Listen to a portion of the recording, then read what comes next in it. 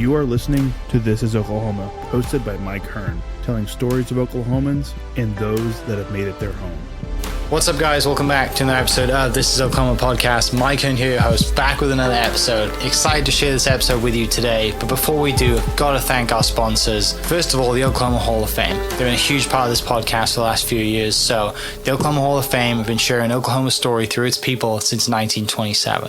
For more information on the Oklahoma Hall of Fame, go to www.oklahomahof.com. And for daily updates, go to oklahomahof on Instagram and give them a follow. Our other sponsor today is Chickasaw Nation. Now, the Chickasaw Nation have sponsored pretty much everything in Oklahoma. They're a huge supporter of Oklahoma, and it's an honor to have their name and their brand supporting this podcast. So a huge shout out to Governor Anatoby for supporting this podcast. It really means a lot. Our third sponsor is Diffie Ford Lincoln down in El Reno. Now, this one makes me so happy because these guys are great friends of mine, play a lot of golf together. I've bought my cars from them, do most of my oil changes down there, have a cup of coffee, hang out down in El Reno. It's a good spot to go. And not only are they great friends, but they provide a great service. So for over 60 years, third generation family owned Oklahoma business down in El Reno. They're also in Bethany as well. So people in the Bethany area know the Diffies really well. But if you're looking for anything new, used, Ford, Lincoln, or whatever, I'm sure they could find anything you want. Check them out, diffieford.net, and then on Instagram at diffiefordlincoln. This episode is brought to you by the Doghouse OKC. Recently, I have been in need of some doggy daycare for my two pups, and the Doghouse have come in clutch. The team over there are incredible. They've taken care of my two golden doodles, and so it's been an honor to partner with them on the podcast and share the love. And the one thing that I do with the sponsors that I have is stuff that I use and recommend, like the Diffies with my car, Hall of Fame. They're awesome. Citizens Banks, where I bank. Chickasaw Nation, huge supporter of Oklahoma. And adding to that is the Doghouse. And so if you're in need of doggy daycare in the day or boarding overnight, they do grooming and other cool things too. But I've had a fantastic experience, and it's an honor and a privilege to share this with you too. So go to thedogHouseOKC.com and follow them on Instagram at thedogHouseOKC. And hopefully our pups will run into each other. What's up, guys? Welcome back to another episode of This is Oklahoma. Mike Hearn here, host, back with another episode down at Bedford's with this beautiful setup, making me look a lot better than I am. My guest is naturally very good looking, so she doesn't need the lighting anyway, but I do because, well, I play golf outside all the time. And the wind destroys my skin, I've been told. Gotta put your SPF on. I know, it's terrible. And then you'd think, coming from the UK, right, I should be used to that stuff, but I'm not. My guest today does amazing things with healthcare. Excited to dive into your story. We got connected through a mutual friend, Gunnar, who was previously on the podcast doing amazing things with AI. And so Grace Mitchell is with me. When somebody meets you for the first time, what's like your elevator pitch? Who are you? What do you do? So I own Saving Grace Health and founded it in July of 22 out of an idea kind of based off of parents reaching out to me in my free time, always asking me for medical advice, but then also having kids of my own. So I had a unique perspective as a medical provider, but then also as a mom. And so came up with the idea. And so we are now in 4 locations in 2 years, which is super cool. And we do concierge medicine, but it's all in home. So I brought house calls back, which is our slogan, which is super neat. It creates a relationship-based medicine that's very different than being like in a sterile doctor's office, and definitely healthcare in a convenient way, but also with 5-star impeccable customer service and great care. Yeah. So was the dream as a young kid then to be, doctor and in the medical space? So growing up, I'm one of 5, so from a big family. I always knew I wanted to be in the medical field, but I'm the second of 5, so I'm a natural caretaker. I have 3 younger brothers, kind of always was mom-ish. And so I knew I wanted to go into the field of nursing, and my mom used to always tease me and say, why don't you want to be a pediatrician? And so I always knew I wanted to go into the field of nursing, and then got my nurse practitioner. When I graduated college, I went and worked at Children's Hospital downtown in the ER. Yeah. Learned a lot, met a ton of people. Definitely felt like I was making a difference. It was my favorite job for sure. Loved it deeply. And went back to nurse practitioner school, got my master's, and then worked for pediatric urgent care. And then went into private practice, built my own panel for about 6 years at Edmond Pediatrics, and then opened Saving Grace, and it took off, and I left. Yeah. So looking back, like now, and that's the beauty of this, is I'm going to force you to look back for an hour, which is great because you'll hopefully bring back some awesome memories, and we can go full circle. Would little Grace be proud of you right now? Oh gosh, what a deep question. Yeah, I think so. I think I've had those nuggets in time where you kind of sit and you look back and you say, am I doing what I plan to do? Am I accomplishing the goals that I set forth? And then you also kind of want to look to the future, right? And make sure that you're accomplishing what you want. And so I definitely think I've been able to raise my own goals, which has been nice. So yeah, I think so. Yeah. So second of 5, Oklahoma family, born and raised here? Yes. So born and raised, my mom's, we have deep Oklahoma heritage. So my grandfather on my mom's side, so great-great-grandfather, actually did house calls as a physician in Comanche, Oklahoma, which was kind of like hey, your great-great-grandpa did this, right? And I'm like, oh gosh, I guess that's kind of neat. Yeah. So yes, born and raised, grew up here, actually going to Quail Creek Elementary, and then went over to Heritage Hall in middle school and graduated there in high school, went to OU, and then... Yeah.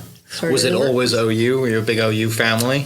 Yeah, so we've always been OU family. Never, orange isn't in any of our color wheel, so we've always stuck with OU. And then I went through OU, and my sister did as well, and one of my brothers. So we have a lot of Were you guys Sooners. Overlapping while you were in university? Did you have some family help down there? My sister and I did. So funny enough, my sister and I are 2 years apart, and we fought like cats and dogs growing up, like worse than the boys. So I have 3 younger brothers, 2 old and 1 older sister. So we fought the most. And then whenever I went to college, we went to the same sorority and got very, very close, and now we're best friends. So we did have an overlap at OU. Did you start to look up to her more when you were in college because she was the oldest sister? Yeah, she enrolled me in all my classes. She told me what my schedule needed to be. She walked me through Rush. So yeah. Okay. It was like, okay, I guess I need you now. Yeah, that's really, that's special to have to have your sister there. And anyone who kind of has the opportunity to go to university with a family member is really cool. But being in the same sorority and, having her, a couple years ahead,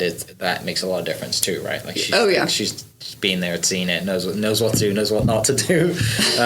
Gets you into trouble maybe and all the things. So. Yes, very much so. Yeah. At a time or two. But no, it was super helpful and took all that intimidation away of leaving home. And, you think you're pretty big for your britches your senior year of high school. And then you walk on campus for the first time and you're like, I have no clue where I'm going. Right. I don't know where this building is.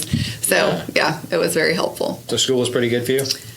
Yeah, I enjoyed school. I actually enjoyed high school the most, I would say. I loved my experience at Heritage Hall. I had, I always say it makes a very well-rounded student there. Yeah. So not only academically was I doing well or learning well, but sports were a big part of growing up for me, and it allowed me to kind of break into that a little bit more. So I loved high school. College was great. I do feel like any time you go into medicine, it's a little bit more study focused. Definitely had a good time, and then loved going to university with good football games and kind of that school spirit around that time of year. So did Heritage Hall win state when you were there for football? You have a pretty good football team that year? We did, yeah. Okay. And even when I was little, growing up, I remember going to state football games for Heritage with my friends and stuff. So it was kind of always, even before, so. With 3 younger brothers as well, they were athletic, they were into sports. Yes. And you were around sports your whole life growing up. Yeah. My 2 youngest ones played the most sports, I would say. So I always joke, my middle brother, Trip, he was always would dive into a sport really deeply. So he did basketball and was the point guard and kind of mastered that one, and then moved on, and then he figured out tennis, and then he wanted to go to state in tennis, and then he figured that out, and then he would go to golf, and then he figured out state in golf.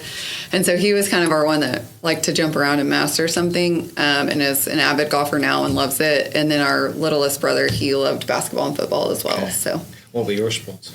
I played volleyball on a club level, and then I did softball, and I swam. For Heritage Hall, I was on the first swim team that they had. Yeah, and we went to state. I'm terrible at. So bad at swim. I mean, I can swim, but I'm not like, if someone said go swim 50 meters right now, it'd take me a long time. Yeah, they made me swim the 500, which was like long and grueling, but... What led you to kind of, I mean, Heritage Hall says, hey, we're starting a swim team. What leads you to think, I want to do that? Well, okay, so growing up, we belonged to Quail Creek Golf and Country Club, and I swam and dove for them and went to state. And then my very first job was a pool attendant at Quail at 14. And then I went and did the swim and dive team and coached. Okay. And so I had been around it forever. So when you say diving, are you doing the tumbles and all that? Yeah. Okay. What was the height that you went to? Just like normal club. Okay. I mean, this is very beginner. That's just like, we were about to say I've been to an Olympic pool and I'm up there. No, this is just country club level. It's those not. Those people are crazy. I mean, still, it's like 8 feet. Right? Yeah. I mean, no high dives. Okay. But, Haven't done that since? No, well, going off the diving board, yes. My kids make me do front flips and stupid stuff that you've got to probably shouldn't, you got to show the other mums that you still have it, right? Make them a little jealous, right? Exactly. Are you guys still out at Quail Creek? We are, yeah. Okay. We're still members there. Yeah. Find us there. My mom lives on the golf course, and so we're over there quite a bit. So you got to OU, sister's already there, kind of get get your feet under you, you're already settled in, diving into your career. Medical classes are coming thick and fast. You're going to football games, enjoying yourself when you can. Take me to that time in your life. What are you thinking? Are you thinking this is the right path for me? Are you excited and focused? I mean, as most 18 to 20-year-olds, I'm just taking it day by day and have not much think of the future. But were you more of a future planner, thinking, I know where I'm going. I know I'm going to do a master's after. Yeah. So I knew I was going to get my master's from the beginning. Mm-hmm. The only time I ever doubted my career choice was my very first clinical rotation, which if you're in nursing or probably most medical fields, you'll laugh at this, but my very first clinical rotation, I went to the med surg floor, which is a lot of geriatric patients, and I had to do a couple things that weren't really ideal. And when I left, I called my mom and I was like, I think I'm in the wrong field. I think this isn't for me. I'm pretty grossed out. I don't know if I want to go back. And then after that, I kind of luckily got, and no other nursing class has ever done this, but I got put in peds after that rotation for every other clinical rotation. And so. Okay, what is that? Pediatrics. Okay. And so once I was in pediatrics, I was set, loved it. And so I've been pediatrics ever since. Do you have to experience everything in school? I don't know much about medical. You're supposed to. And so, but I didn't. So I just did the one adult med surg rotation, and then I went peds the rest of the time, which everyone's always asked me, how did you guys finagle that? And I'm like, I honestly don't know. I don't know if it was our clinical instructor just pulling for us. Yeah. I don't know if it's because we said we knew we were going to go there after we graduated. But yeah, so my girlfriends and I that were our core clinical group, we got to just stay in pediatrics, which was such a blessing. And then I realized I didn't make the wrong choice. And what was that? Was there a key moment or a key experience during that kind of time in peds that you're like, yes, this is definitely why I'm here and what I want to be doing? So my very first rotation in the ER, we had a code, which is where kids coming in and they're in dire, you're reviving them usually. And it's high adrenaline. Everything's at stake. Parents are in the room. Things are flying. And then when you save a life, it's pretty amazing. So that was the moment that I was like, yep, this is it. I'm here. And so then on my clinical rotation, I got picked to do my preceptorship in the ER, and then I just got hired on and stayed. Yeah. Thinking, just hearing you talk about your athletic background and competition side and competing at a high level, that under stress, no doubt, did you. Well, there you go. Yes, right? I'm a super competitive We're human. athletes, right? Like it's amazing how. That's why I tell everybody, like, I don't care if your kid isn't athletic, get them in sports to be competitive, just to learn what it's like under pressure. Oh gosh, I could get on a soapbox about athletics. Do it. Kids. We got time. Yeah. So I grew up on a field or a court. I liked it more than school. Yeah. I felt like I learned a ton, right? Like you learn how to perform under pressure. You learn how to work together. You learn how to take crap from your boss or your coach, and how to please them and what they're looking for and how to make adjustments. And more of what I use in business, on the business side of things, would definitely probably come back from athletics and coaching and kind of that drive. But both my husband and I are extremely competitive humans, like almost in a fault kind Monopoly's of way. banned at the house. Yeah, yeah. No board games at the house at Christmas. Our poor kids, they love athletics as well, and they're busybodies as well. And so, I mean, we're overbooked and probably in an unhealthy way, but that's kind of how our kids love to thrive. So I get asked a lot by parents, like, how many extracurriculars are too much? And I know a lot of pediatricians that have a stance of, a set rule, but mine's always look at your kiddo. Like, do they need downtime? Like, are they better if they have a bunch of nights at home? My kids are the polar opposite. They're like crying if they don't have a private or a practice, so we're overbooked, but that's by design kind of for them. Yeah. So how'd you meet your husband? My husband and I have been together since I was 18. Okay.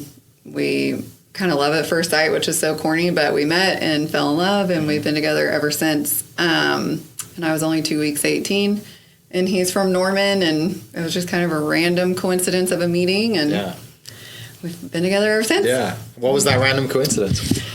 I was hanging out at a house in Moore. It was actually our old nanny growing up, and went down to kind of hang out with her and see her baby. And my husband's name is Jake. His dad came by and was like, "You have to meet my son." And I'm like, "I don't want to meet Dad." I love that. I don't want to meet your son who cannot get his own date. No, thank you. And being my arrogant 18-year-old self.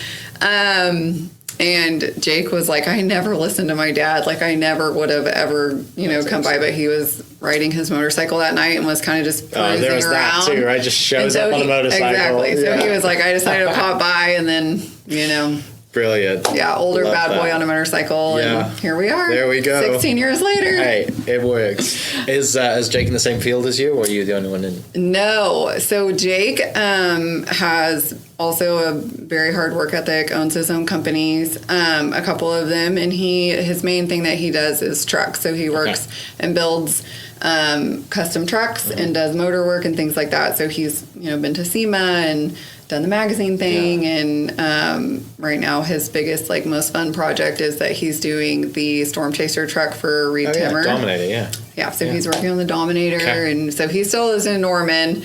We live in Oklahoma City, but he drives to Norman. He has a shop down there for work. That's not your world, right? That's like but I've been in it since I was 18. So I love that world. Like I love the whole SEMA thing. Jordan Hall, who rides with Reed, was on the podcast previously. So him and Lindsay, I believe is her name, was on the podcast. They drive with Reed, or they are driving. So I know a lot of that world. So now my kids are obsessed with Reed. And so they want to chase tornadoes. They had to go down and work on the Dominator themselves. Brilliant. And so very different worlds, but also super fun. Yeah, that's But I do kind of joke and say, a lot of our phone calls sound the same. Like when people call him and he's diagnosing something wrong with the truck or offering his services, I mean, it's kind of similar.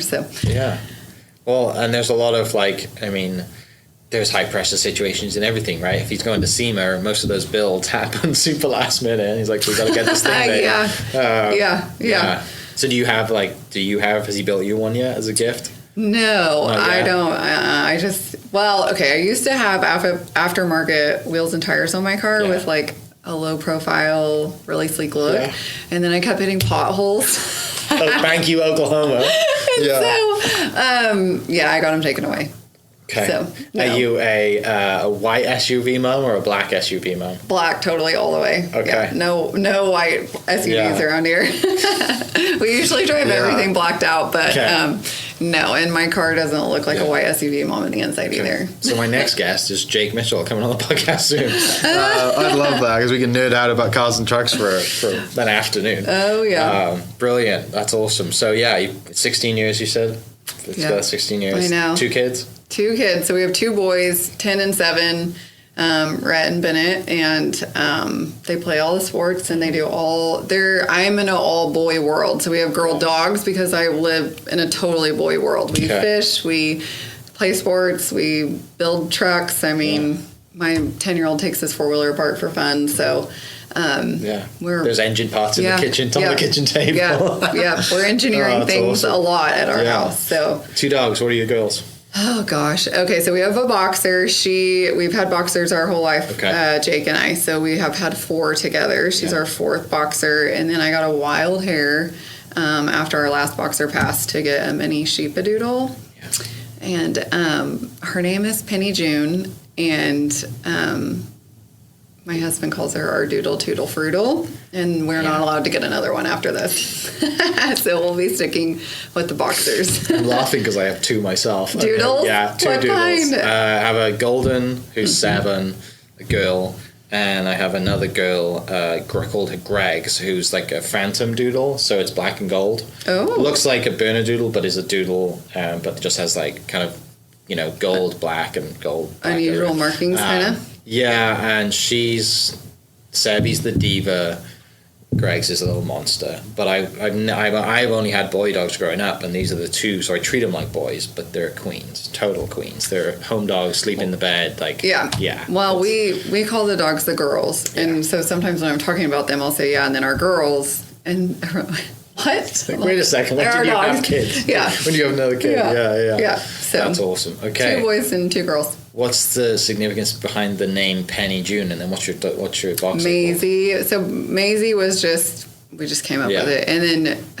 our boys fought over what they were going to name her. So Rat wanted June, Bennett wanted Penny, and it was just kind of like they drew straws, and then it became Penny June. Back to competition. I was going to say, it's a rock, paper, scissors that we draw in stores, we flicking coins to get the name first. That's awesome. Okay. Yeah, dogs are the best. They've saved me in many ways. Like, they're just, especially doodles, they just want to cuddle. But they are divas. She's super cuddly. She's very needy. I feel like she'd be the best dog for like a single person or like an old person because they want to be like right on you by your side, which boxers are really affectionate too, but the doodles just kind of push their way in there no matter what. That's all. She's black and white? So she was born black and white, but she's that one enigma that turned the gray. And so she's like a blue one or whatever they say. God, they're the best looking dogs ever. She's really cute. We get compliments on her a lot. And every time Jake rolls his eyes and he's like, oh, he won't walk around the neighborhood either. I'm like, hey, will you? Because she's so high energy. I'm like, will you take her with you on your run? And he's like, no. I'll take Maisie, but I'm not taking her. Yeah, I've noticed the difference, right? When you have to walk. Mine are at daycare right now. Shout out to the Doghouse, a sponsor of the podcast. It's awesome. Oh, cool. Great daycare space. So I take them there, get 4 or 5 hours of playing, and they come home helpful. and they're zapped. And I was, for me, like when I don't have kids, and when I had to take the dog for like a test, right, to be able to be allowed to come to this dog place, and I was really nervous. They had to pass their They had to do like a big, exactly, whatever the test is called, and I was just like, I'm sitting there watching the screen, watching them do the test. I'm like, they've never been around other dogs other than themselves, and they got accepted. Like, and they're 7 and 5, so like they're kind of older, middle-aged dogs or whatever, and the lady came out and she's like, yeah, we'll have them in, and we'll start them off, because I only wanted to use them as just kind of like overnight stays for the weekends if I travel. And the lady was like, no, bring them in like a couple of times a week, because I work from home, I don't really need it. And she was like, no, bring them in, because socially they need it, like they will get so much better. And so I was nervous, like dropping them off, I'm like, is this how it feels when you're like a parent? You're like, are they gonna be okay? It is. We joke about that too. Our dogs were like such a big part of our life. So our very first boxer we bought on Main Street during OU tailgate game.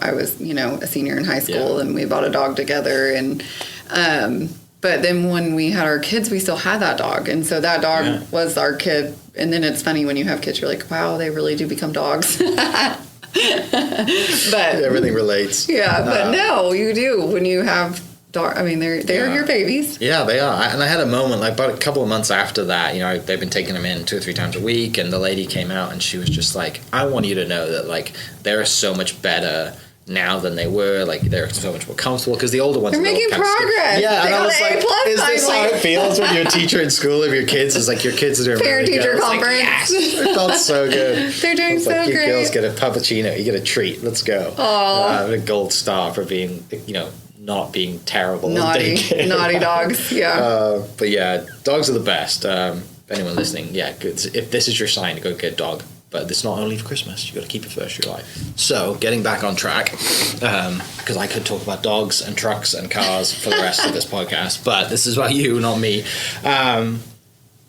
Masters. You said you knew you were going to do a master's. Is that because just what you'd known going into the medical space, that was kind of essential to go to the heights and where you wanted to go? And then also because of your competitive background and your want to just be the best at something, like, okay, it's this is the roadmap, let's go do a master's. Yeah, you pretty much hit the nail on the head. Okay. So, you know, graduating from like a private preparatory school, you're pushed to, you know, reach a higher level of education if you can. And I just knew like long-term bedside nursing wasn't something that is like feasible, right? You're working 312s, and if you're trying to raise a family, which I knew I always wanted, kids. And so it was just kind of a way to, yes, reach the top of your field, push yourself, but then to also have better like work-life balance. Yeah. My mum's a nurse. So she made the career change. She works in the elderly space, but she's on shifts. But she made that career change after me and my brother were like, let's see, probably when we were like 10 and 12. There's 5 years to me and my brother, but we were like grown, if that makes sense. He wasn't raising us. Yeah. But back home, it's different. Back home, I think they did 8-hour shifts, but now I think they've switched to 12s. Yeah. She's still doing it. Loves it. Yeah, it would be, I mean, if you didn't have a family at home, but like I said, it's wanting to raise, it's a little different. Well, whenever you walk into the hospital, you're in it. Like you're at the hospital. You're in 4 walls. You're not coming out. A lot of times you don't have a lot of access to the outside world anyways. You're very, very busy. And then in the ER, you're literally... like there's no sun, there's no window. There's no windows. A lot of times they tell us to take a lunch, and we would go clock out but not get to leave for lunch because you're still caring for your patients. And I actually talk to nurses about this all the time when I interview them for us, but it just is a different world. I mean, now they say like take all this time for yourself, and they advocate for like a lunch break, and you know, in the workforce, you're supposed to do that, but not in the hospital. I mean, you're not doing that still. It's a very hard place to work, and to do that for the rest of your life. I mean, there's nurses that do it, and they're rock stars, so. Yeah, definitely. Wait, so did you stay at OU to do your master's, or did you go somewhere else? I went somewhere else. So I ended up staying in the ER and working whenever I started my master's program, and I did it all online. Okay. And then we would go in for like certain trainings and things, and so I went to the University of South Alabama for that. Oh, okay. Mm-hmm. So that was all online? So you didn't have to go all the way to South Alabama? No, we went for a couple trainings, but other than that, it was like a virtual. Okay. Yeah. And then once you do that, it's keeping the workforce, everything goes, you know, you're just kind of getting your feet wet or feet started. And so you do a lot of clinicals, kind of see a gamut of different areas that you can work, and then, you apply for your first job and figure out where you're going to go. Did you know you always wanted to stay in Oklahoma? Well, since I have so much family here, the only person that is not here in my immediate family is my sister. She lives in Lubbock. And then my husband's family is all in Norman still. So for us, and then he was already so established because he's 4 years older than me. Mm-hmm. So he was already established that, no, I would love to live at the ocean. I would have chosen the beach. Yeah. But yeah, so we'll be here, and we're stuck. We're here. And I do love Oklahoma. We travel quite a bit, and I love coming home. So. Yeah. So let's jump forward a little bit then. So you start working, get your job, you're in it. Was there a time where before 22 that you were like, that part of your plan was, I'm always going to have my own space? No, not at all. You're just like, this is what I want. I'm never going to be sort of bedside nursing. I'm going to do my thing. But I don't never think that like where we are today with employees and all, 2 years after starting. I know. That would not be. Nope, it was never the plan. Okay. So basically, I kind of found this great spot where I was working for a private clinic that ran very well. I had great patients. I built my panel. I was there for 6 years. I had the most cush schedule on the face of the planet. I designed it myself. They accepted it. Basically, I went to work and just worked through lunch and never took a lunch. And then I did that while my kids were at Mother's Day out. So I would only go to work when they were at Mother's Day out. And so it was just like literally the perfect schedule. I did it 3 days a week. And then our youngest was going to go to school full time at Westminster. And I basically was like, well, I'm not going to just sit here because I have to be busy and I'm so competitive. And I don't want to sit and work in four walls. Like, I hate being inside. I love the sunshine. We're active. I like going and blowing, kind of doing my own thing. And there's also a side of when you work for anyone else, like, they dictate you a little bit, right? So, like, if we had a Muffins with Mom pop up at school or maybe a last minute Valentine's party, I couldn't go. So I had this higher level of education, was in the field for a long time, built a really good rapport with my office, and I still couldn't go because I would have patients pre-booked and I didn't have the autonomy to move my schedule around. And so kind of in the back of my mind, it was like, so what am I going to do? Am I going to not work more? Am I going to do charity stuff? Am I going to work more? Like, where do I want to be? And then it was January, and it was icing here in Oklahoma like it often does, and my husband was gone for work, and I had the two boys at home, and our youngest was having like a lot of respiratory stuff. So I was monitoring his oxygen, doing the breathing treatments, and I just thought to myself, like, I'm so thankful that I'm able to do this and monitor him here, because if not, I was trying to plan, like, am I going to put Rhett in the ice car, like in the car, drive on the ice, get Bennett down to OU Children's ER, like, what am I going to do? And then, it was post-COVID right then. So I was like, man, we get our groceries delivered, our dry cleaning delivered. Why can we not have healthcare delivered? And then started thinking about all the things in my current office, which was a great place to work, all the complaints we always got. And then as an employee, like, what are things that could be different? And so at Saving Grace, we just try to do things simpler and smarter, and where it's great for the employee and for the patient. Yeah, solving a need and adding great service, right? It's amazing how far things go once you do those two simple things. But you're right, because you see the need in the business that you've been in, and you had the need yourself with your kids. It's so I literally called my husband. I was like, I have an idea. And he was like, okay, I love that idea. Yeah. And then, so that was January. And then by April, I had a name and a company. And then by July, I launched. And then in October, I really gave it a good run. Okay. And then by that December of 22, I saw over 300 patients by myself. And I was like, I need to hire. Yeah. Back to wanting autonomy and having to be there for your kids yourself. You're like, I don't have growing pains. Yeah. So hired on a team of 6 amazing providers. Love them dearly. They're become family. Our team's pretty incredible. So I do believe that in medicine, there's a spot where, the provider's getting fatigued. We're getting a lot of burnout. Everyone hears about it. Also, you're told pretty much how to practice or what your day looks like or how the flow is going to go. And then insurance is telling you what tests you can run or what you can't run, what's available to that patient, what's not available. And it's frustrating. It's frustrating for a provider, but it's also frustrating for the patient. And they feel that when you walk in the room, even though you're trying to, reset every patient, they feel it. And so the only way to offer that amazing 5-star care with genuine relationship-based medicine and impeccable service is if that provider's cup is full. And so making sure that our providers get to not only pick their schedule, but they have autonomy over their day from start to finish. I mean, of course, they're on call and have to see the patients, but they do have a lot of autonomy there. And we work together really well, and it's amazing what can happen. Yeah. And I think our patients really feel that. Yeah, by growing that much and not constantly hiring people, clearly you're good at what you do and there's a need for it and there's going to be a continuing need. Has the industry shifted since you've done this as well? Are people offering now, people other your old clinic and other people seeing this need, and have they shifted? No, not really, not in Oklahoma. Okay. So whenever I'm like, okay, well, this is my idea, but surely somebody else has already had it, right? What everybody feels. So I start researching it, And there's definitely some models out there of concierge medicine. It's not a brand new concept. A lot of it is brick and mortar, though. Like, you go in, and so those memberships look very differently. And then as a mom, I'm like, well, what if I want to stay with my pediatrician, but I don't really want a membership because I have insurance, but I want to use them because we're so busy, or we have sports games, or I have a baby at home, or I don't want to bundle everybody up and take them out, or I don't want to sit in the waiting room. And so I kind of made a hybrid model. So I made it to where you could use it as needed, kind of like an a la carte, and just book as you want. And I also made memberships for families that need that.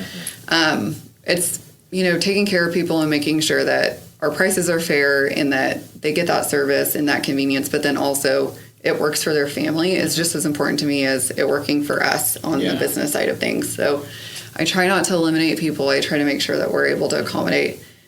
So we do both. We do membership and non-membership. We do adults and peds. We do IVs and events. We do corporate packages. So okay, so it's everything, not just like the kids focus that was highly like your base in college and education growing up. It's like, there's a need for this everywhere. So what happened was, whenever I launched, I thought, okay, I'm just going to do peds, urgent care. And then quickly it was like, can you see us for our well childs? And I was like, sure. So then added the memberships. And then after that, it was like every house I was in, a mom would say, will you go see my mom? Or can you see me? I think my kid got me sick. And we can't be 5-star. And we cannot say that we're above, we're here for all of your needs. If I'm then telling a parent, you have to go to the urgent care. Sorry, we're only going to see your pediatric patient or your child in the home. So whenever I hired on that team in December, I made sure that we had a wide array of providers that were able to kind of take on all of the things that were requested by our patients. Yeah. And so we bridged that gap quickly within just a couple months. And then even whenever I opened the doors, I never would have thought we were going to see adults. And here we are. We see. So you do have your own space now, and people do come to you? No, we don't have doors, actual doors, but open the company, I should say. No, we get asked that too. Because some people like that, right? Will we ever want to get out of the house and come to see you? Will we ever have a brick and mortar? And probably not. Yeah. I mean, it's great that you're an early adopter, right? And that no one really has kind of switched to that yet, because I guess the industry's still stuck in its ways, and that's where your opportunity is. And, your early success is proven that. And so that's really, and then hiring to open up different areas of need. That's, maybe a skill set that, just one day I'm sure it'd be nice that you just like, hey guys, the business runs itself now and I'm going to the beach. Yeah. I'm What's taking crazy, my kids. Oklahoma City was the first area, obviously, and our team is just so dynamite that it pretty much does run itself. And so that's, with the recent launch of Dallas and Kansas City, I mean, that's the goal, right? They're all going to get there. They're just babies. Yeah. We just had twins instead of launching one area at a time. But so they'll get there. It's, So have you, is that franchised to there, or is that you've gone? Yeah. How do we? Because it's all I own it all. Now. Yeah. So it's all me. I own it all. We're debt free. So it's been a really big accomplishment. And then I think the future we could see some franchise opportunities in other areas that I would rather be a little more hands off in, possibly, or just stay here. I mean, the Oklahoma City office. I mean, the patients become family. I mean, it is literally just the most rewarding thing aside from having my own kids. But so I don't know if I'll ever give up the original area. But yeah. So how do you go? I mean, just generally, obviously, Dallas is the closest, biggest market, right? And you said Kansas City too. So those are the two closest. Does your Oklahoma City cover Tulsa? Or is Tulsa coming? What's kind of the region? Tulsa's its own. So every area has its own staff. Okay. Of a provider and a nurse. Mm-hmm. Okay. Awesome. Yeah, we launched Tulsa in March of 23. Yeah. And then Dallas and Kansas City are launching January 1. Okay. And what is that area? What's the kind of radius of those markets? Yeah, so it's such a good question. We get asked that a lot. So usually we find a hub, is what we call it. So an area where we feel like a lot of people will utilize the service. And then we go outside of the hub a pretty decent way. Our main thing is, if you're more than 26 minutes from the hub, then it's a $15 extra fee, but we'll still come see you.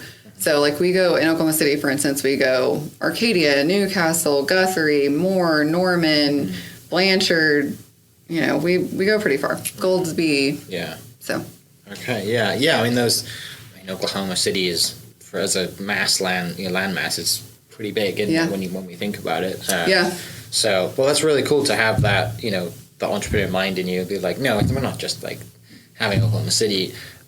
Back to you launching the business, having that idea, starting in 22. Was it in that original business plan to be like, hey, this isn't just going to be an Oklahoma City thing? If the need is here, then like we're growing, when we're going statewide and then nationwide. I mean, I think at first you're like, okay, just to be totally honest, I mean, you're like, this could be a total flop. I mean, people could just be like, no. Right. And then I'd have to say, that's the excitement in business ownership too, right? And so I was like, well, I guess we'll just see if it works. And so I retained my job while I launched, and then quickly was like, okay, I can't do both. Like, I'm flooded. And then once it became successful, and then once numbers started showing up where I could, gauge things, it was like, wow, if I had more of these and I was able to help more families and find other areas that would love it as much as here, this could be really cool. And so then that's whenever it was like, okay, how am I going to grow? How do I do that? And I think, again, like anyone in medicine, you were never taught business, right? Like, that was going to be my next question. No, like it's literally like, I think if you just live by the standard of doing the right thing, like if you are constantly trying to do the next best thing that you can do for everyone, not just yourself and for your patients and for your staff, usually you're going to come up with the right answer. Yeah.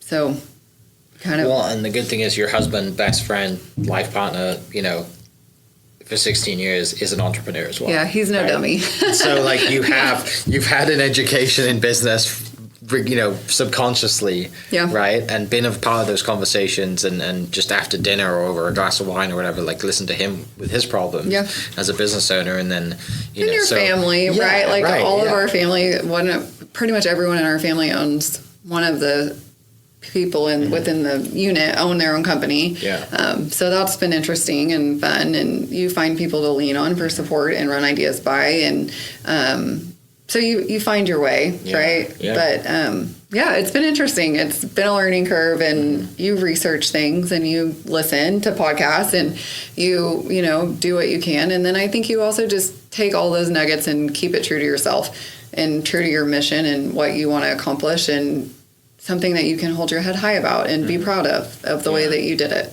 Yeah. So, what are you most proud of right now? I mean, honestly, probably my kids, but business-wise, I think I'm most proud of the people that I work for and the relationships that I've built and been able to maintain with them. And I know that they trust me and can lean on me, and I've been there for them in their times of need, and they're there for me and mine. And it's a pretty amazing accomplishment to own a company that does so well, but then also you have such great relationships with your staff. So I'm very proud of that. Yeah.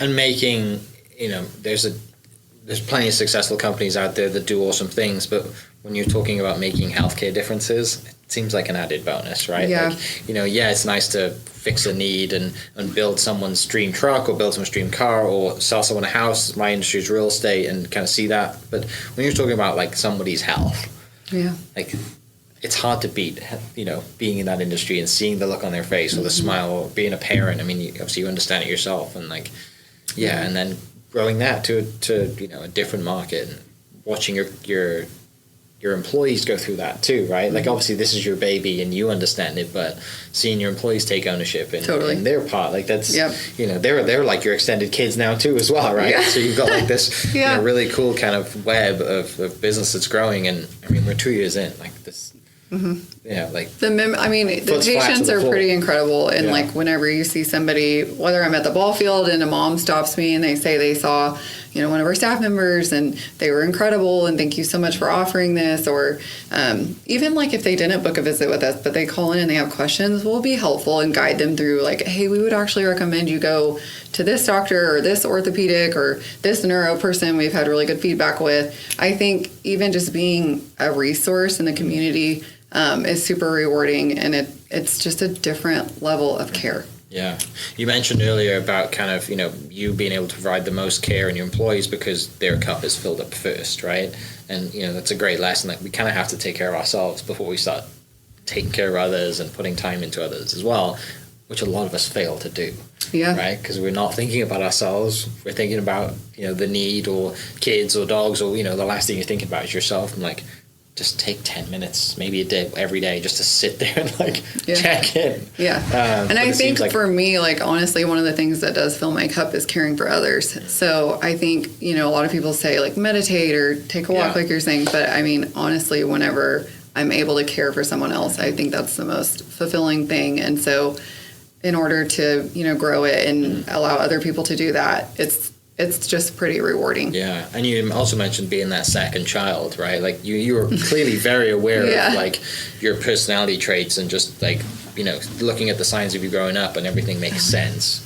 Do you do anything with your not your patients, but your employees as far as hey, are you a second? Just diving deeper into the questions to employees. We've talked it all makes sense. Yeah. So we've talked about implementing a personality test, which comment if you have one that you love. I haven't found one that I love, but I think I do all the interviews myself personally, and I do think that you can pretty much peg somebody who's a pretty great caretaker. But a lot of people that are nurse practitioners or PAs, that was their calling. That's why they went to school. And so just making sure that the personality type's right for the job, and then they've already got that calling. I mean, it's a slam dunk usually. But yeah. So main focus now, obviously all your attention is going to January 1, Kansas City and Dallas opening. You've got great teams in place, ready to go. Will you spend much time in both cities just to kind of...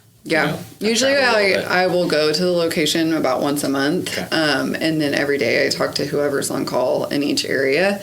And obviously have some extra support to share some of that love. But... and then I have all my own members here in Oklahoma City. So I focus on running the business, but then I have my own panel that I have still, and I will retain. Yeah. They're like my children. Yeah. Right. And you text these moms every day or every couple days, and, you figure out when I go to this house, I play hide and seek when I walk in. And when I go to this house, I have to check on their dog who's getting older. And, you become a part of the family, and it's so... Back to what you said earlier, right? Your great-great-granddad was doing this stuff. And, I remember when I was back home, my family, everyone knew the family doctor, right? Mm-hmm. It's amazing how we've gotten away from that. But now it makes total sense to come back to that full-service family relationship business and add a service like that. Because you're right, we're all busy. We've got things going on. The last thing, if your kid's sick, you drop everything and take your kid in, right? Mm-hmm. But, it's much easier to be like, hey, my kid's sick. Doctor's on call. Well, don't worry about it. It's coming over. Or maybe you have to. You're sick. Your kid's sick, and you have to leave work. Yeah. You have to get them in with their pediatrician, or even yourself. You have to get in with your doctor. For an adult, it's even longer to get in with your PCP. But usually you can't even get in that day. Or you're told, I can only see you at 3:30. Well, that's carpool time. They've got to go get the other kids. That's not going to work out. Yeah. And so we guarantee same day sick visits. So we'll come see you that day. We usually get to our patients within 2 to 3 hours. And if that time doesn't work for a mom and she needs a different time, then we can always accommodate that. And it's just a game changer. I mean, you're not waiting in line at the pharmacy. You're not taking, 2 days off of work, right?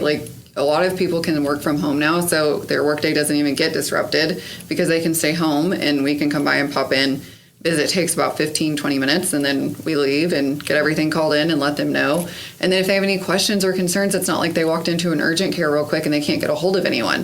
When they call us, they're talking to the on-call provider. So they get all of their questions answered right then and there. They don't have to wait on hold. And it just makes it super simple and easy. Yeah. With such kind of, recent success, right? 2 years in, you're very successful to get to this point, already opening up multiple locations. Have you been asked to be on panels and talk about this stuff already as a mentor and, No, I haven't really. No. I know that's coming at some point, right? Because, you're making waves and you're doing something, that's out of the general norm of the healthcare business. It seems like at some point someone else is going to be like, I want to do this California, will you, yeah, because then there's a consulting element to that as well. So we had a provider reach out to us on the West Coast that hasn't been doing this and doesn't have it in their area, and so we've looked at options of them but it would be another Saving Grace aspect that goes to that area instead of just coaching them. Are you like a 5 to 10 year planner? Are you gonna like, do you have that in the back of your mind, or are you more of, okay, this is just strategically like, yeah, we'll get there, but it's kind of a little bit of both, right? Because flying by the seat of my pants, like I said, I'm learning as I'm going. Of course, I have like plans in place and foresee some stuff that could be really cool. But we'll just have to see. Where does the competitive person in you say? What are they saying secretly at night? They're like, with total domination, taking over. I mean, when you're competitive like that and you have that drive, do you ever really sleep or stop? Like, no. Yeah. I think at some point, I don't know. What's that game where you have to play on the world map and you take over territories? Like what that game is, the board game. Like Catan. Maybe where you're like my taking brother over and like my cousin, my male cousins, Yeah. they sit and play Catan all the time. Yeah, like that's what I'm thinking of. It's like when you have a service that you're providing that's clearly going to be needed here and elsewhere. It's just not like it's a land grab, but it's like, hey, there's opportunity. We've got the model. It's rinse and repeat in every city now, right? It is rinse and repeat. But obviously and it there's is a bandwidth really that you need to low go, overhead, which is the beautiful thing of it on, a business side. So I think that there will be some opportunities in the future where people want to come in and take a part of that opportunity with us, which would be really fun. And I think that's where more of the coaching would come in, maybe a franchise or something, but who's to say? For yourself, we mentioned a little bit of self-care here and there. Obviously, you're busy, you're taking care of your kids. What do you do when your kids are taken care of, your husband's building his job, doing his thing, building trucks? Like, what are you doing for you time?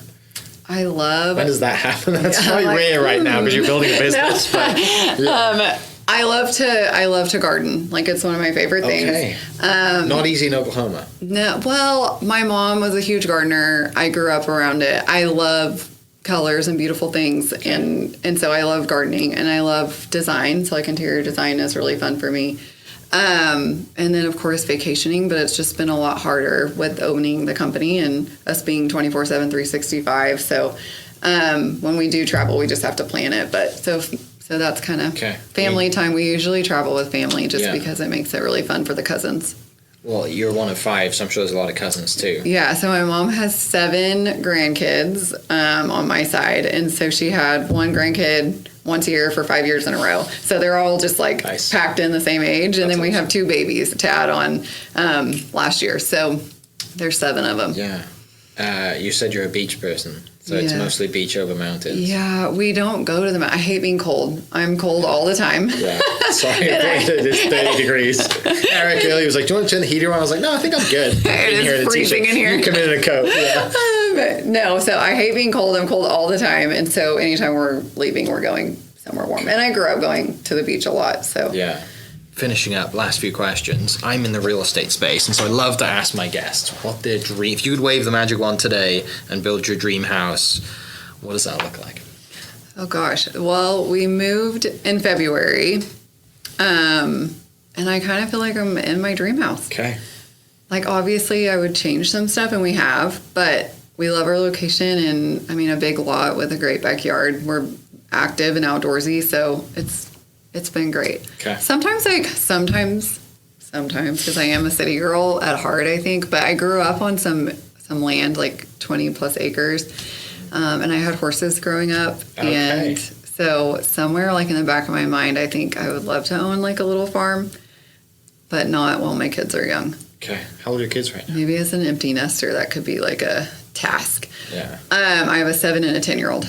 Okay, so not super young, but like, though you got land for them to ride their dirt bikes around and cause chaos. They do it right there in the middle of the neighborhood. Yeah, love that. Keep doing it, boys. Yeah, no, we're probably the ones that get complaints. They always have a helmet on, though. Yeah. No, so I think, I don't know, maybe someday have some land. That's probably what my husband would say. What were the non-negotiables when you built the house? Like, I'm definitely doing this, I'm having this. Like, what was the... Well, we didn't build, we bought. Okay.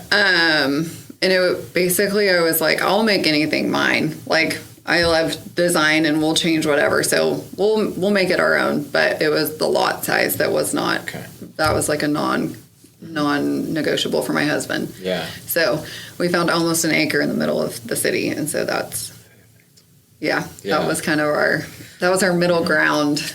Yeah. Yeah. Is your kind of love of kind of house style fit that city, or does it fit more like the farm ranch style?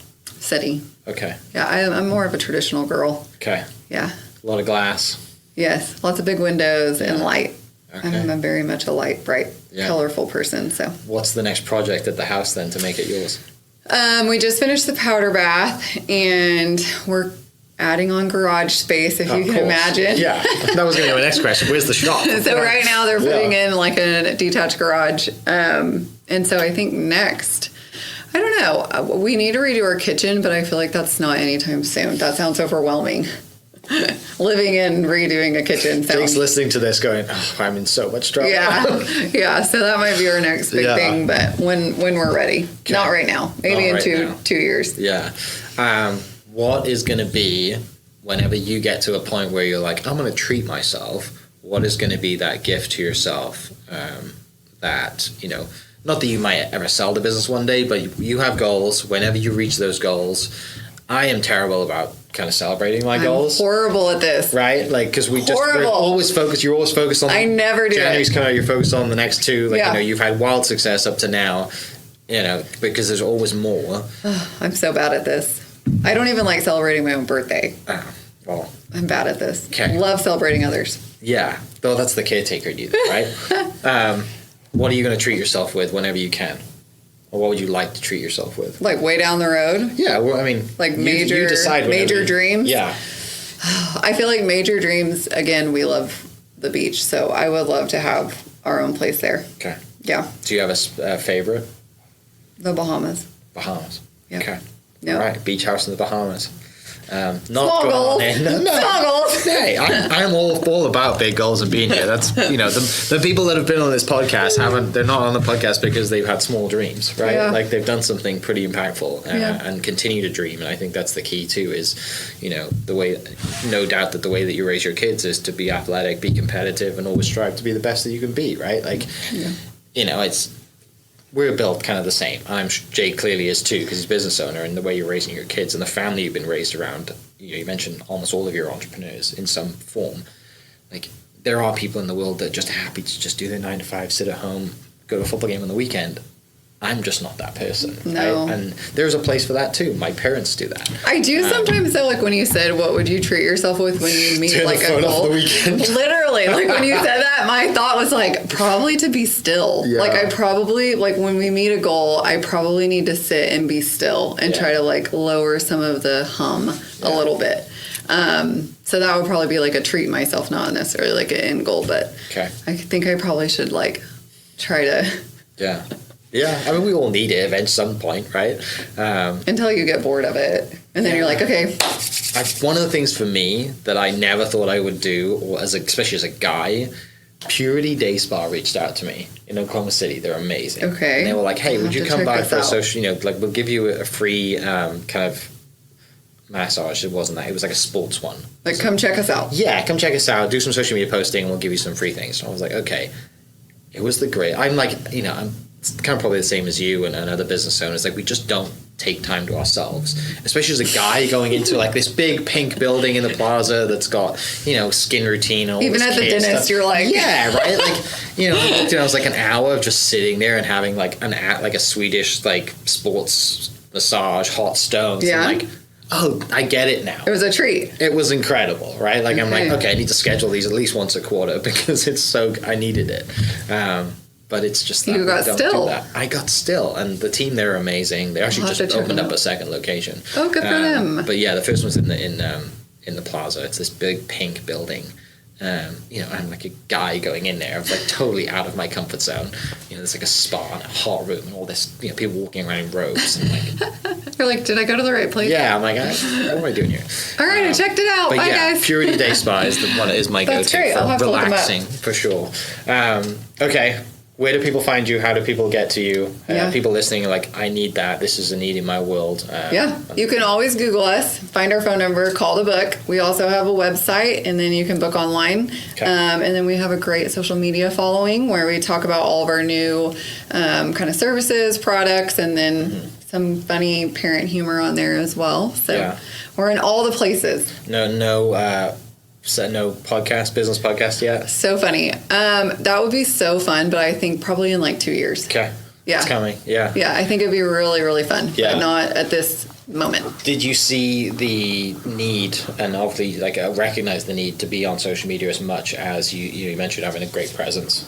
That value So of we your business? grew by word of mouth and Instagram. Perfect. And I actually had a moment driving home one night from seeing a patient, like actually laughing out loud on the phone with my husband saying, we live in an insane world where a mom who doesn't know me found me on Instagram and trusted me enough to call me in the middle of the night while her husband's out of town and let me come to her home and treat her child. Yeah. And I did it all through Instagram. I'm looking it up. So you have two. Yeah, we have an adult one and a kid one. So Okay. if you don't relate to the ped side, you don't have to hear all of that mumbo jumbo. But if you Was it hard for you to be on camera, put yourself on camera originally, to just be like, hey, this is Grace, this is what we'd like, because your feed's full of like added value, but that's not easy to do when someone, so like the way that kind of we grew up, right? We didn't grow up in that generation of kids going, walking down the street, selfie style, was that a stretch?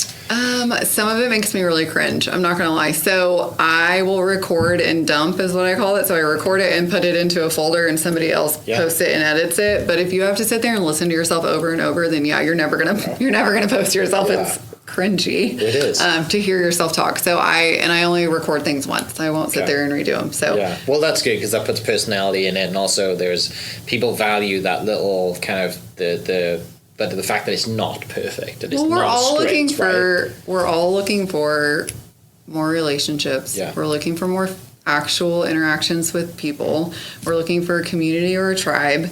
And we're looking for authenticity. I think that's like one of my number one things that I look for in my own peers. So I think that everyone's just tired of watching people who are not authentic or being paid or to say a product's great, and then you start not trusting them, right? So like these huge bloggers that now are these huge influencers and they have these huge followings, you don't even really trust what they say or what product they're pushing. It's whoever got to them and paid them the most. So I think some of these smaller accounts have a good place right now, and I think that people like to lean on that a little bit more. Final question. If you were to write a letter to your profession and business whenever you retire, what would you say? Oh my goodness, this is so deep. Like looking back on the last 2 years, what do I think I'd say at the end? Just kind of, there you go. I'll rephrase. If you were to write a letter to your business right now, what would you say? I think the main topic of it would probably don't take for granted the little moments. Because those little moments make such a difference. So whether it's taking the time to find the kid's favorite flavor of a lollipop or, reaching back out to that mom the next day or checking in on dad's mental health because you noticed he was frazzled at the visit. I think those little moments add up, and that comes back and makes your world brighter too. Yeah, it's awesome. Love what you do. Love that you've made this pivot. You probably think to yourself, why did it take me so long? Because it's been so successful over the last 2 years, but there clearly is a need for it. And your entire story, builds into you having this service. And maybe if you did do this 4 or 5 years ago, then you might not have been in the place to get to where you are now, right? Timing is everything in our world, and everything that we've done and the skills that we build up over the years, the relationships we have, all kind of get to something at some point, and I commend you on taking that leap and diving into it and not just okay, we're having success now, that's it, like your foot's to the floor, like you really want to help and put those people out there, and can't wait to see you thrive and open up new locations. And I look forward to sharing your husband's story now too, because I want to hear his story of like the day that you guys met too. And he's like, my dad called. Jeez, okay.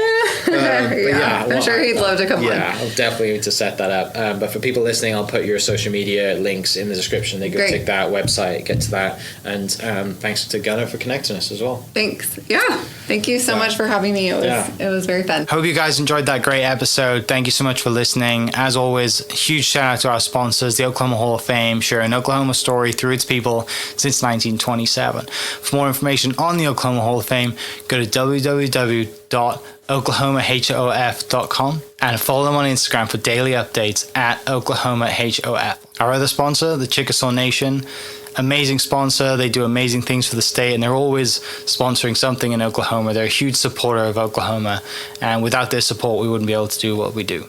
And our third sponsor is Diffie Ford Lincoln down in El Reno. Now, this one makes me so happy because these guys are great friends of mine, play a lot of golf together. I've bought my cars from them, do most of my oil changes down there, have a cup of coffee, hang out down in El Reno. It's a good spot to go. And not only are they great friends, but they provide a great service. So for over 60 years, third generation family owned Oklahoma business down in El Reno. They're also in Bethany as well. So people in the Bethany area know the Diffies really well. But if you're looking for anything new, used, Ford, Lincoln, or whatever, I'm sure they could find anything you want. Check them out, diffieford.net, and then on Instagram at diffiefordlincoln. This episode is brought to you by the Doghouse OKC. Recently, I have been in need of some doggy daycare for my 2 pups, and the Doghouse have come in clutch. The team over there are incredible. They've taken care of my 2 golden doodles, and so it's been an honor to partner with them on the podcast and share the love. And the one thing that I do with the sponsors that I have is stuff that I use and recommend, like the Diffies with my car, Hall of Fame. They're awesome. Citizens Bank's where I bank. Chickasaw Nation, huge supporter of Oklahoma. And adding to that is the Doghouse. And so if you're in need of doggy daycare in the day or boarding overnight, they do grooming and other cool things too. But I've had a fantastic experience, and it's an honor and a privilege to share this with you too. So go to thedoghouseokc.com and follow them on Instagram at thedoghouseokc. And hopefully our pups will run into each other. Thank you for listening. We are inspired by those around us and hope that you are too. Make sure you subscribe to this podcast on your favorite podcast platform and leave us a review so we can keep telling your stories. For more great Oklahoma content, follow This Is Oklahoma on Facebook and Instagram.